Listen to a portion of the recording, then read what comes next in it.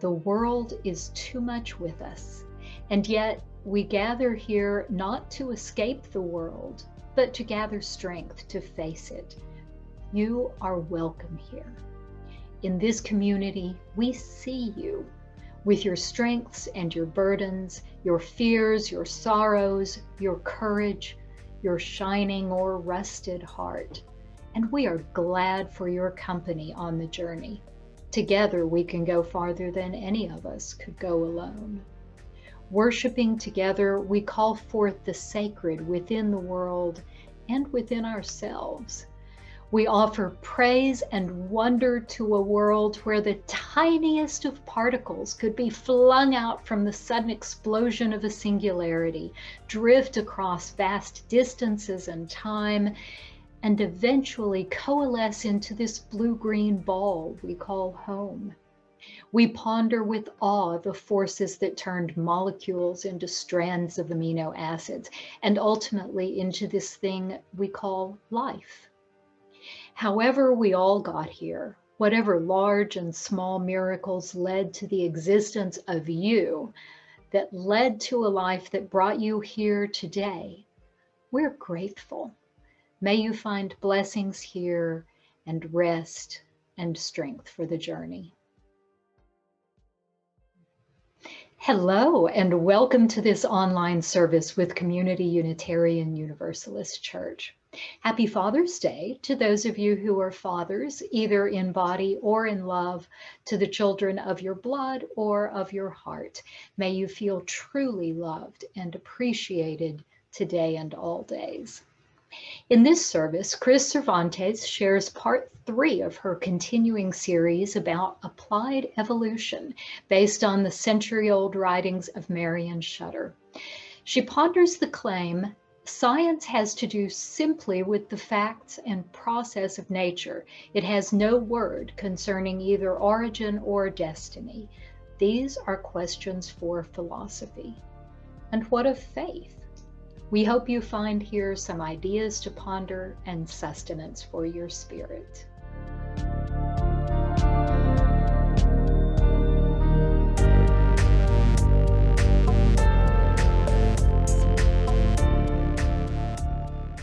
Today we call all the losers, the risk takers, all failures far and wide.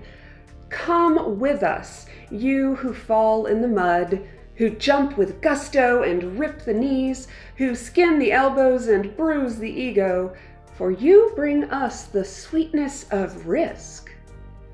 Come with us, you who make big mistakes, whose intentions are good but whose impact has injured, who know the hot sense of regret and know how to ask for mercy, for you bring us the gift of forgiveness.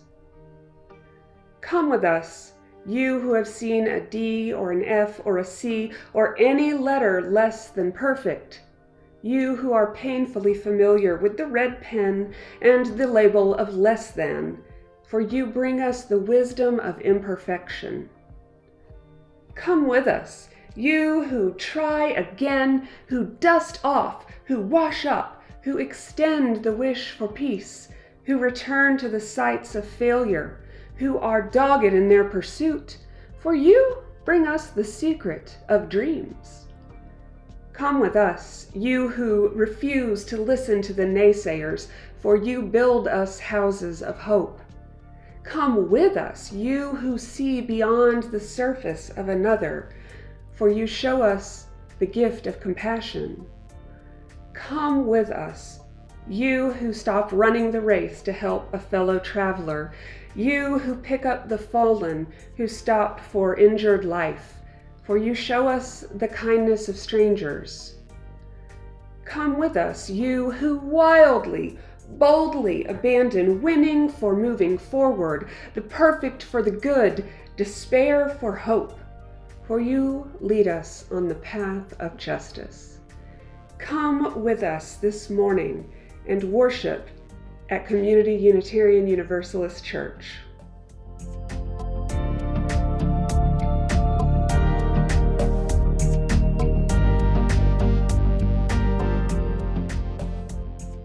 In the beginning, there was light, infinite and expansive, flowing out from an unseen center.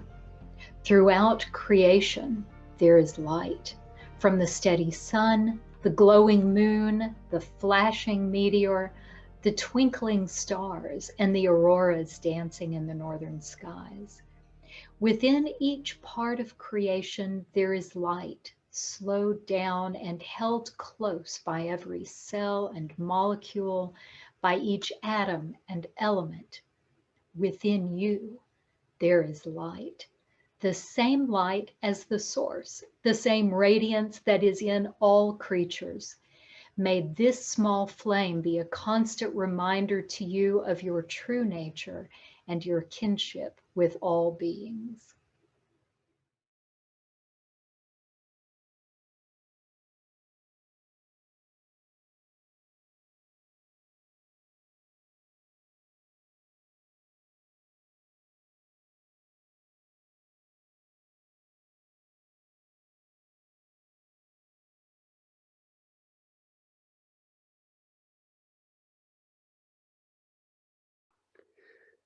We are one, a diverse group of proudly kindred spirits, here not by coincidence, but because we choose to journey together. We are active and proactive. We care deeply. We live our love as best we can.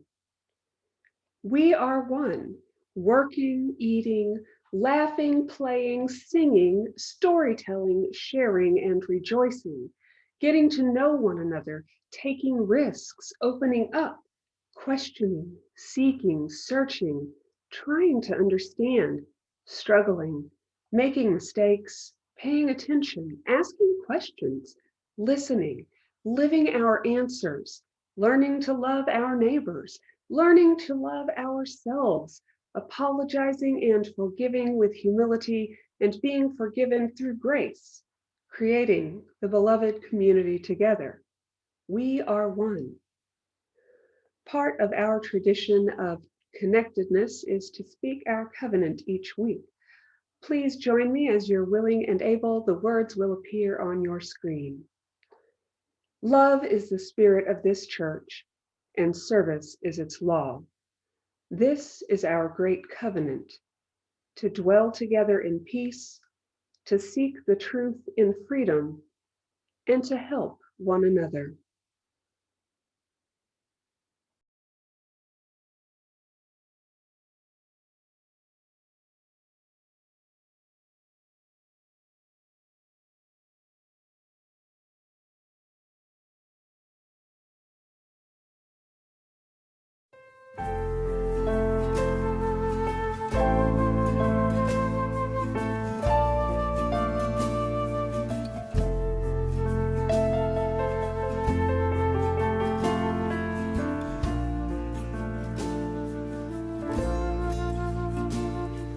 Most of us have wondered how the universe began.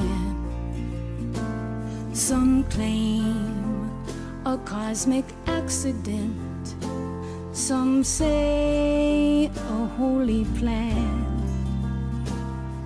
The facts alone will never fill the hunger of our hearts. We long to comprehend this world of which we are a part, with parable and metaphor. The ancient tales are told as we listen. All the wisdom of the past unfolds. A myth is humankind's response to boundless mystery. Each story bears a seed of truth disguised as poetry.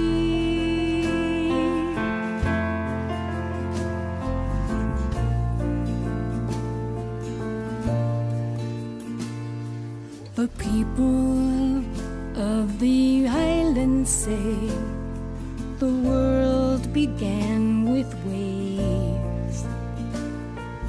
People near the sun say it was light their God first gave. Many souls in every age who tried to understand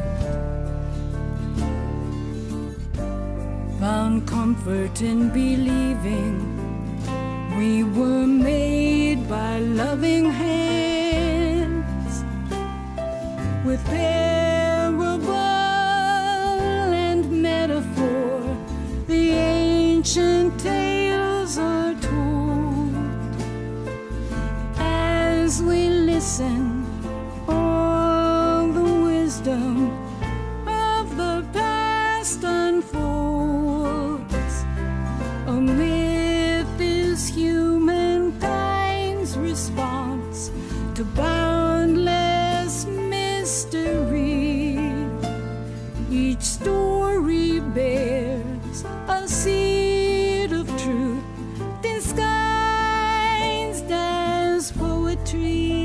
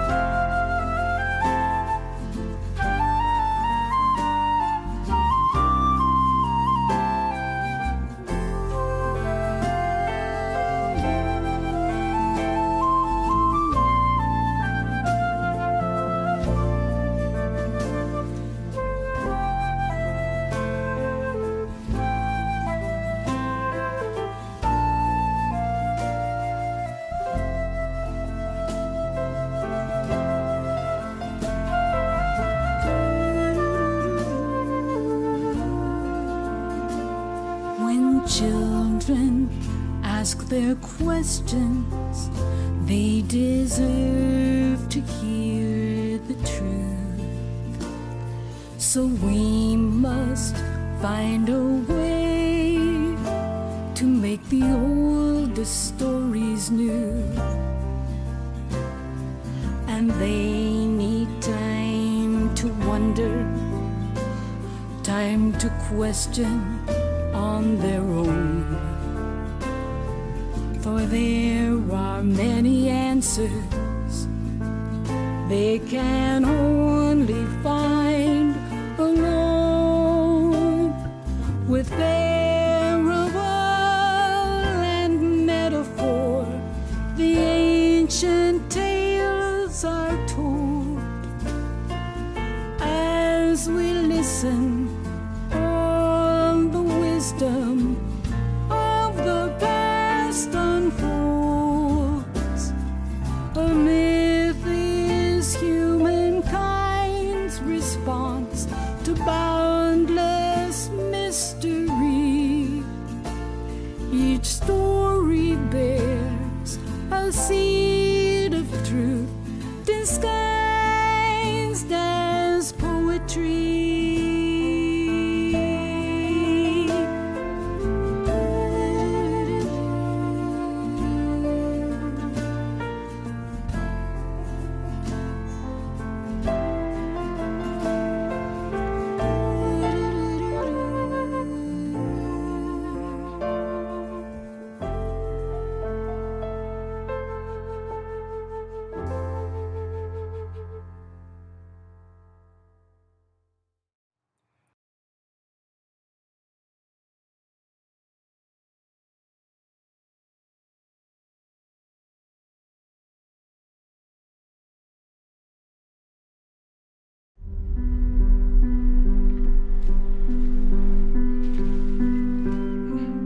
Ever notice in the moment your balloon came back, or why you like to work with your hands,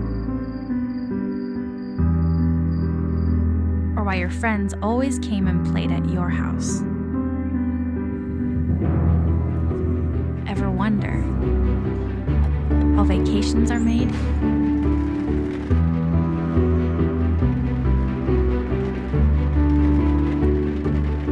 Why the night monsters never came back?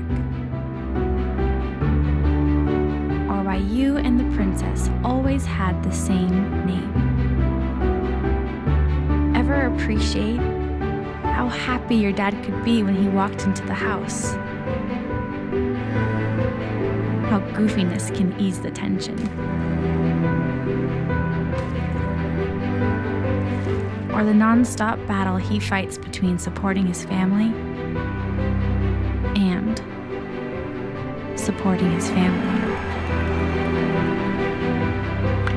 Because this Father's Day, if you really look around, you just might. You might appreciate where some of your passions came from. Might wonder on the dreams of those before. And might notice that being the bad guy is sometimes a very hard job.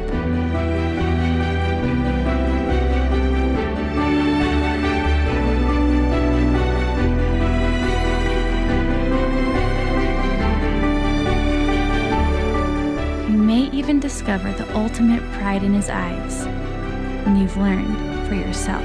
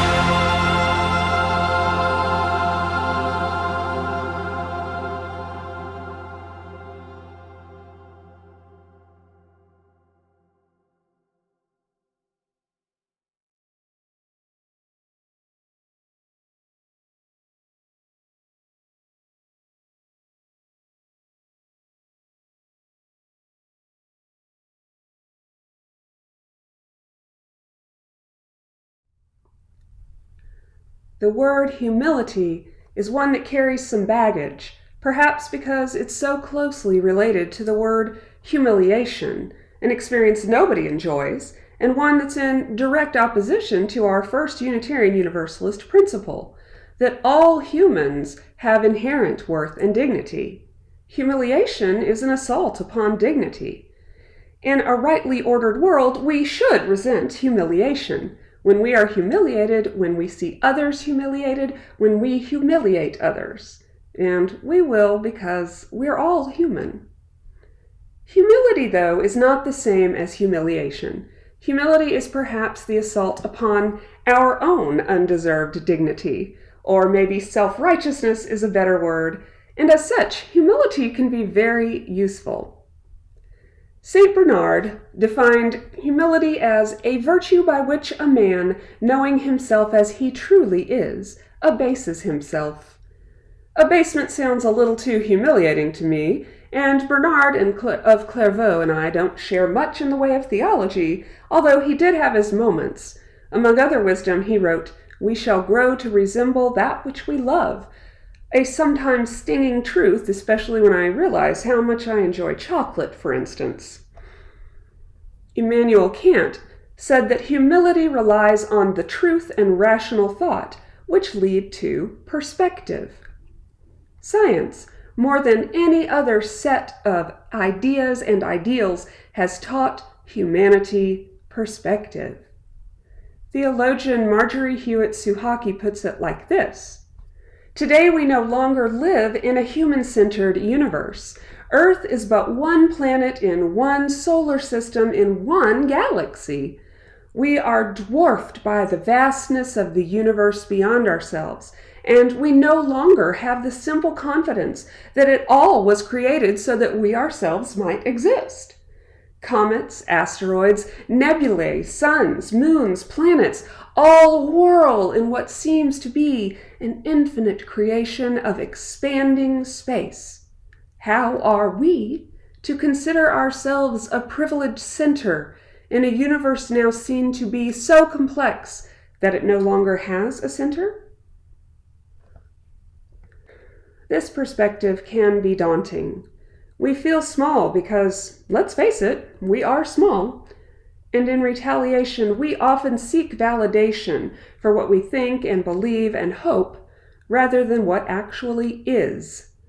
If this sounds familiar, it's because we spent the last couple of weeks with Universalist minister Marion Shutter, who, in a series of lectures given in 1900 to crowds of 1,000 or more listeners, attempted to reconcile Darwin's theories of evolution with Universalist theology.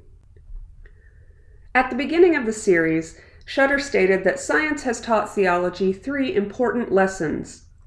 First, that theology must look at facts as they are, not as it wishes, hopes, imagines, or guesses them to be.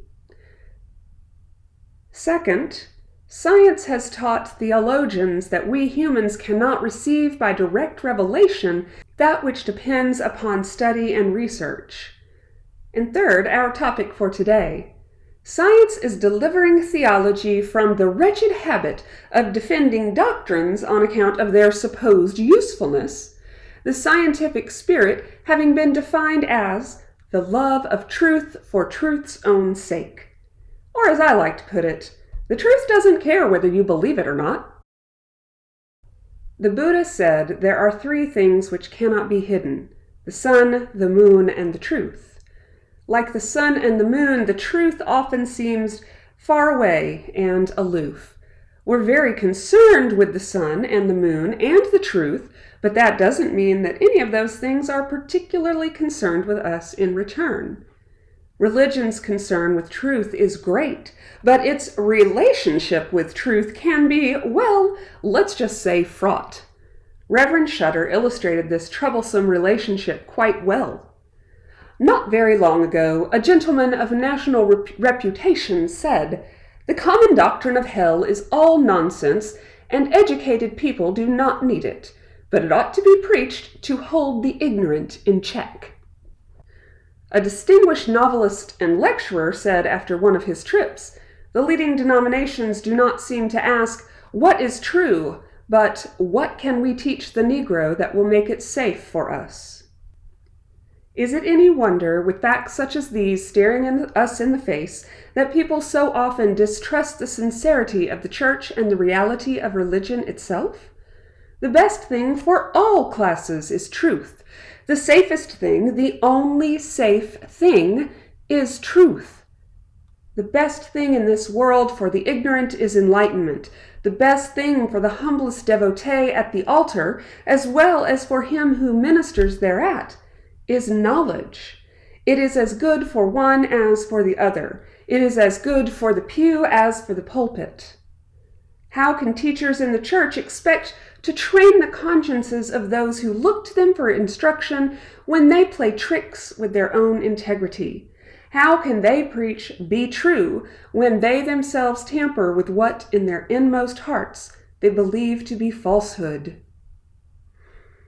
This week, we are concluding our conversation with the Reverend Shutter by discussing his assertion that science teaches theology to love the truth, wholeheartedly, without reservation, and with humility. Thanissaro Bhikkhu, an American Buddhist monk, says of humility that it is at heart the willingness to learn. He writes, "That's what's meant by an attitude of humility, a willingness to learn from the little things, no matter where they show themselves. Humility requires being attentive, watchful, not assuming that you already know, that you're already good, realizing that there's always room for improvement. You have to delight in that fact." If that's the case, then isn't the pursuit of science, insofar as it is one way to engage in the pursuit of truth, a pure form of humility? To empty ourselves of pre-knowledge, to approach the world with intentional curiosity and unknowingness, requires recognition that we're only here for a short little time in the span of life on our planet, and we can only know a tiny part of the whole of the universe. This requires perspective, which leads to humility. When we seek validation for our pre-held ideas, whether through religion or science, through scripture, or through questionable studies propagated on Facebook, we act from our arrogance, from our need to be right, rather than from a genuine and humble search for the truth. Arrogance doesn't lead to good science or good behavior. Think about those lessons that the Reverend Shutter wants science to teach theology. Put in another way, they are: stop asserting that wishes are the same as facts. The world is not as we wish, hope, guess, or imagine it to be. The world is as the world is. Clean the lenses of understanding. Be alert for cognitive biases that imply we can learn in a flash of direct revelation what we actually must learn through thorough and ongoing study. Don't use science or religion to validate an individual truth with a capital T. Use it instead to seek truths with a lowercase t, and set aside your ego in the seeking. Shutter ended his treatise on science and theology with these words: "We talk about revivals of religion. We generally mean more prayers and sermons and excitement. But a revival of common honesty in our churches, a revival of the spirit of truth that would consume in the flames of a higher enthusiasm the pious frauds and falsehoods we have been proclaiming to the world, that would reduce to ashes the outworn creeds and dogmas that hold their places solely by virtue of their antiquity, and burden and crush the living thought of today, that would purge away pious phraseology of the past, as well as its ideas, words and phrases that are dead and empty today as shells on the seashore, and make way for honest modes of expression as well as thought. Such a revival would give our common faith such a power and influence and standing as never yet have the centuries witnessed." That last paragraph was one sentence, by the way. Shutter's faith was a more homogeneous Christianity than modern Unitarian Universalism, which, in the spirit of improv and good science, is always asking and saying yes and. Are Unitarian Universalists Christians? Yes. And are Unitarian Universalists atheists? Yes. And so on. Despite our theological differences, Shutter's words have value for modern Unitarian Universalists. We know, we've explored over the past 2 weeks, how easily we humans become all too attached to our own truth with a capital T. The reminder to set our egos and arrogance aside, to open our minds with hard-won and genuine curiosity, is good for us all. The humble pursuit of truths, offers us a warning and an invitation.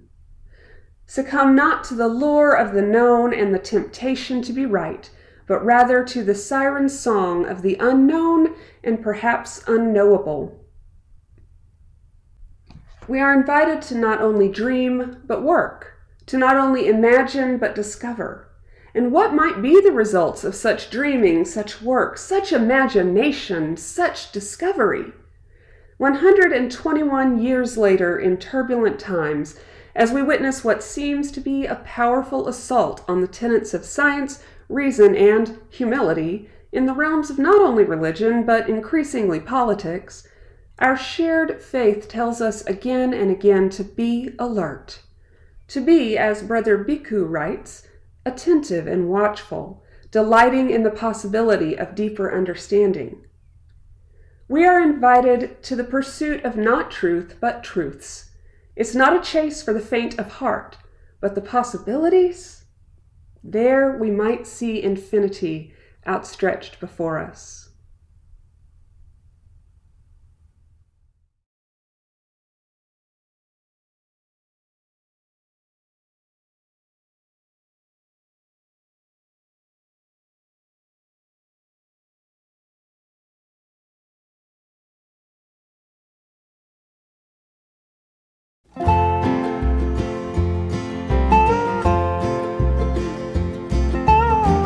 Everybody is wondering what and where they all came from. Everybody is worrying about where they're gonna go when the whole thing's done. But no one knows for certain, and so it's all the same to me.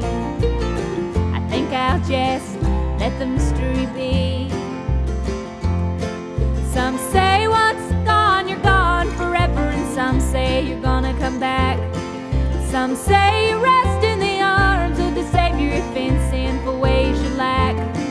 Some say that they're coming back in a garden, bunch of carrots and little sweet peas. I think I'll just let the mystery be. Everybody is wondering what and where they all came from. Everybody is worried about where they're gonna go when the whole thing's done. But no one knows for certain, and so it's all the same to me. I think I'll just let the mystery be.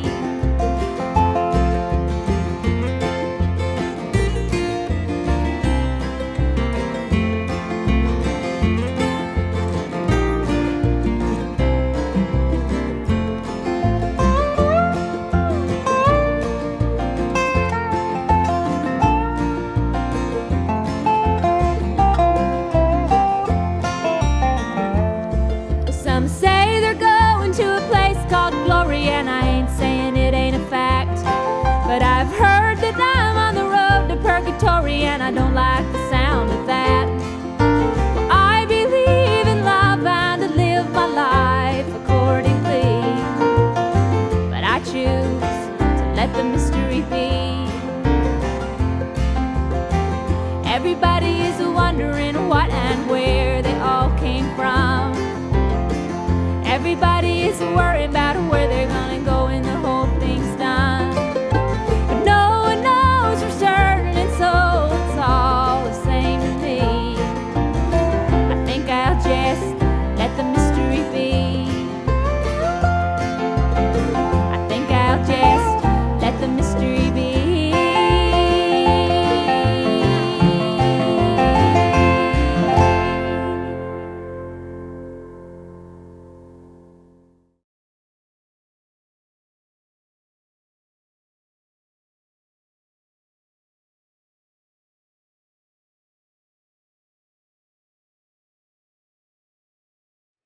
William Schultz said, "This is the mission of our faith, to teach the fragile art of hospitality, to revere both the critical mind and the generous heart, to prove that diversity need not mean divisiveness, and to witness to all that we must hold the whole world in our hands."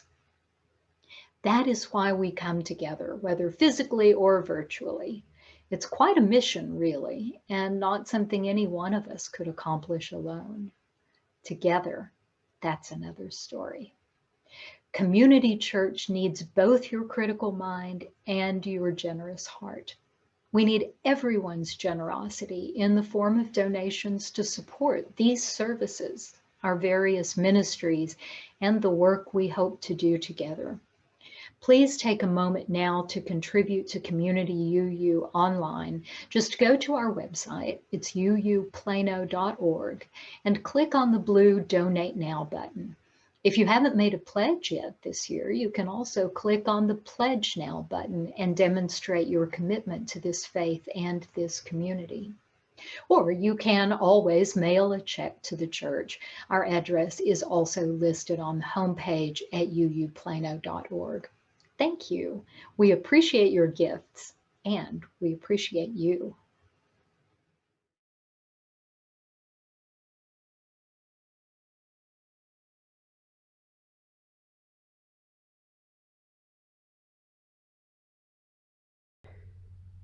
Each week we extinguish this chalice flame, daring to carry forward the vision of this free faith, that freedom, reason, and justice will one day prevail in this nation and across the earth. As we close our service, I invite you to speak the words that will extinguish our chalice here today. We extinguish this flame, but not the light of truth, the warmth of community, or the fire of commitment. These we carry in our hearts until we are together again.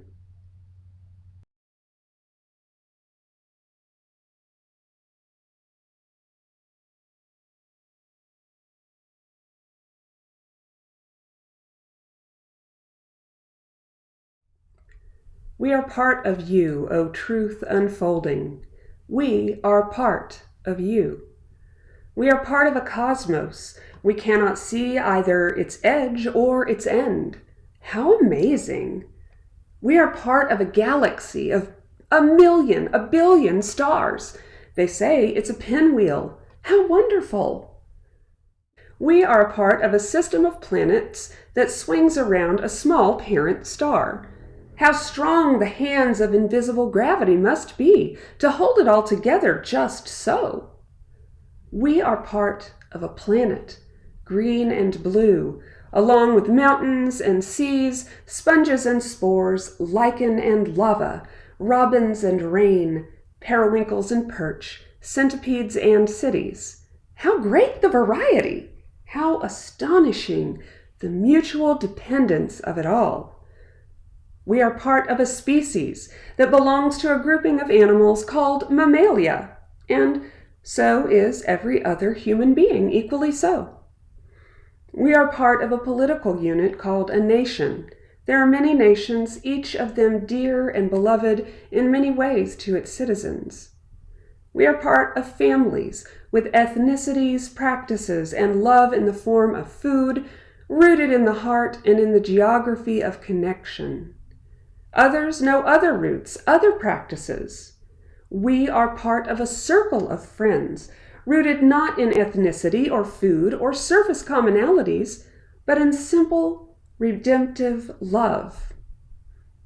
We are part of a climate, part of a state, part of a city, part of a neighborhood, part of a congregation. We are part and parcel of this moment, this simple silence which lasts but a few breaths and then is gone forever.